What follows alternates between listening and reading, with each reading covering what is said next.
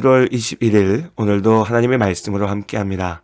오늘은 히브리서 11장 23절에서 31절의 말씀을 함께 묵상합니다. 믿음의 사람들은 참된 본향, 하나님 나라를 향하여 살아갑니다. 길의 끝이 보이지 않아도 멈추지 않고 하나님 나라를 향하여 걷습니다. 믿음으로 지금은 볼 수 없는 영원한 실상을 볼 수 있기에 믿음의 사람들은 흔들리지 않습니다. 믿음이 없기에 참된 진리, 하나님 나라, 그 영원한 생명을 볼 수 없는 세상은 믿음의 사람들이 어리석고 바보 같다며 비웃고 조롱합니다. 오늘만 보는 사람은 영원을 사는 일을 이해할 수 없습니다. 그러나 믿음으로 영원을 바라보는 사람은 지금의 유혹과 시험, 도전과 고난을 이기고 참된 생명의 길을 걷습니다. 예수 그리스도의 십자가 복음으로 구원받은 우리도 믿음의 사람들이 앞서 걸었던 그 길을 따릅니다. 이집트 파라오는 히브리 사람들 중 사내 아이가 태어나면 모두 죽이라 명령하였습니다. 말도 안 되는 끔찍한 명령이었으나 엄연한 현실이었죠. 명령에 따르지 않으면 온 가족이 죽게 될 것입니다. 그러나 모세의 부모는 태어난 아기가 하나님의 선물임을 믿었습니다. 자신들의 힘으로는 아이를 지켜줄 수 없었으나 하나님께서 이 아이를 지키실 것이라 믿었지요. 그렇게 목숨을 걸고 3달 동안 아이를 숨겼고 마침내 강에 떠내려 보냈습니다.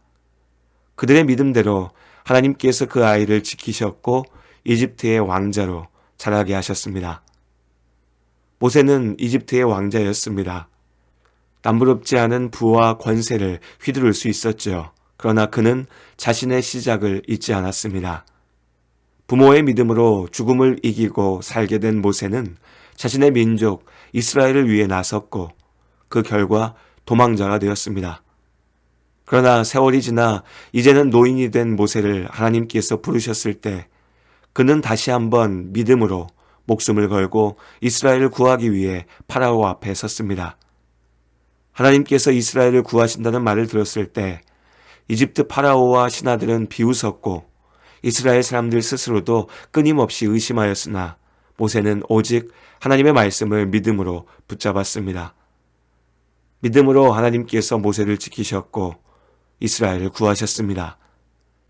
이집트에서 나와 홍해를 건너 광야를 지나 가나안에 이르기까지 믿음의 사람들은 믿음으로 인내하였고 하나님께 순종함으로 마침내 승리하였습니다.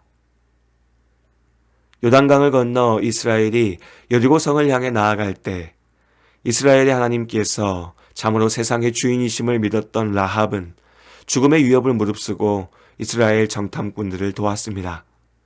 믿음으로 그녀는 하나님의 구원의 역사에 동참하였습니다. 가나안 정복의 시작이었던 여리고성 전투. 하나님께서는 여호수아에게 이스라엘 백성들과 함께 7일 동안 여리고성 주변을 돌라고 명령하셨습니다. 하나님의 뜻을 다 이해할 수 없었지만 오직 믿음으로 여호수아는 말씀에 순종하였습니다. 하나님께서 여리고를 무너뜨리셨고 이스라엘은 믿음으로 승리하였습니다. 오직 의인은 믿음으로 말미암아 살리라. 세상은 눈에 보이지 않는 하나님이 없다 합니다. 그러나 우리는 믿음으로 하나님을 봅니다. 사람들은 하나님의 말씀을 따르는 것이 어리석다 합니다. 그러나 우리는 믿음으로 순종하며 죄를 이깁니다. 그들은 죽음 앞에 절망하고 괴로워하지만 우리는 믿음으로 죽음을 넘어 하나님 나라의 영원한 생명을 누립니다. 믿음이 모든 것을 이깁니다. 믿음이 우리의 힘이 됩니다. 오늘도 믿음을 따라 살아내는 복된 하루 하나님께서 우리와 함께 하십니다. 세상